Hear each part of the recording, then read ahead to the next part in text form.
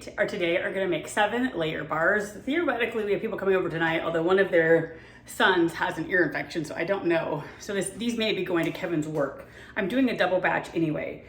This is one of my favorite desserts, but I never make it. If I've ever made it, it's like so long ago.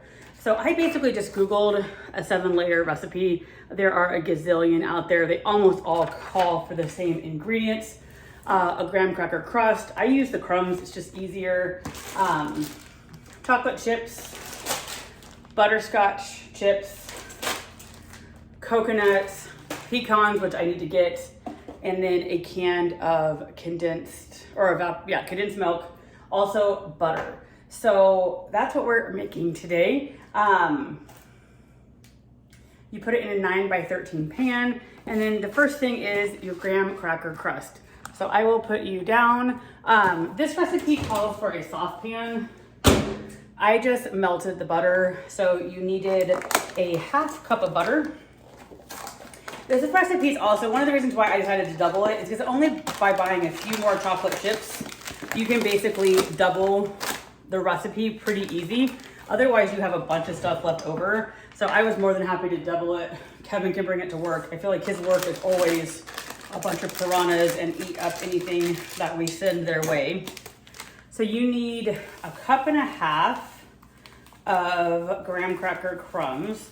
Again, you could just buy regular graham crackers and then crunch them together. I did that once. It saves a couple bucks, but man, I mean, I guess you need a food processor, and I don't have a food processor.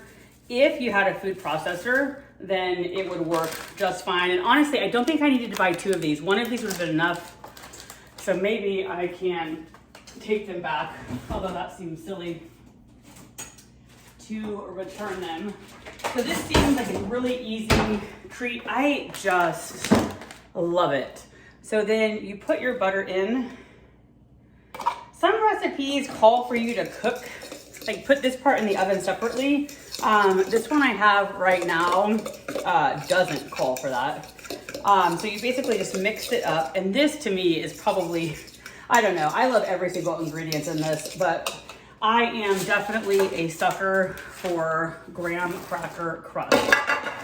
So some of the recipes call for you to line it with parchment paper. Some just call for you to kind of grease the bottom. So let's see. I often sometimes think that maybe you need more than it calls for. So then you basically spread this out with a fork and then press it down. To me, I almost feel like I want to add more. We will see how it gets. But you can see there's bunches where it's not there. I'm okay if we have a thicker graham cracker crust. So we will see how this comes out. But you press this down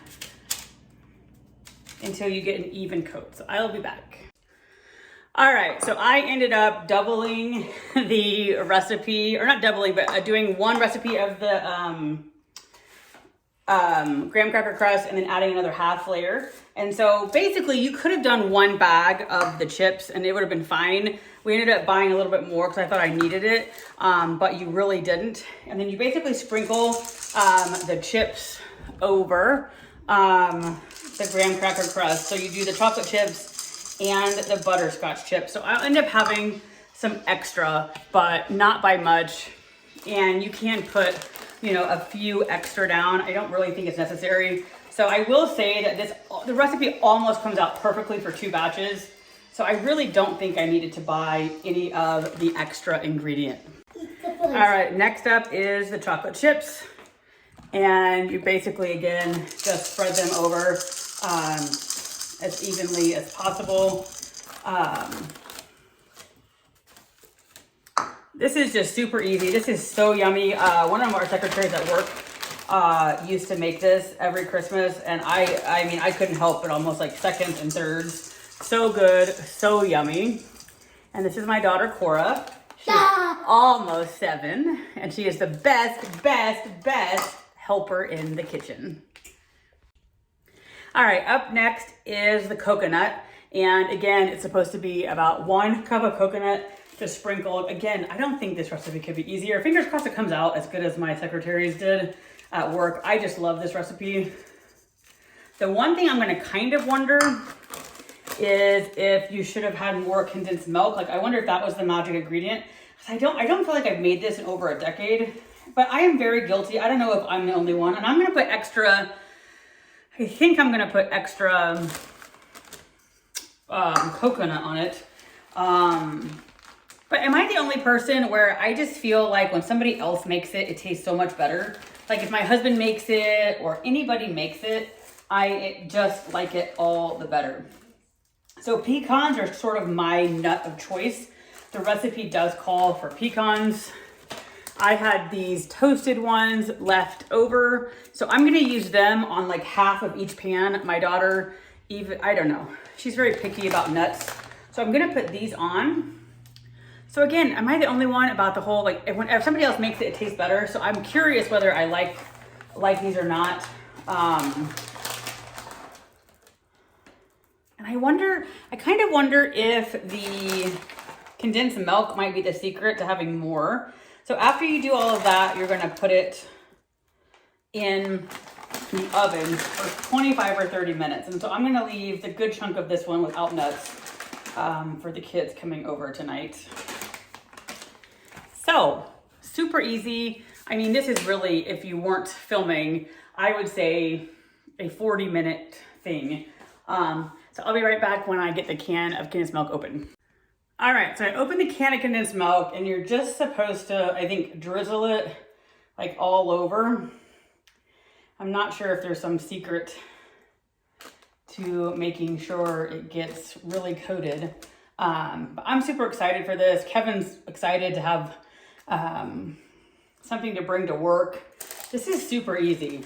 So this may be, I need to like start like making this every year because I really like it. I guess I should hold my tongue until I try one. But I know when other people like it, I love it.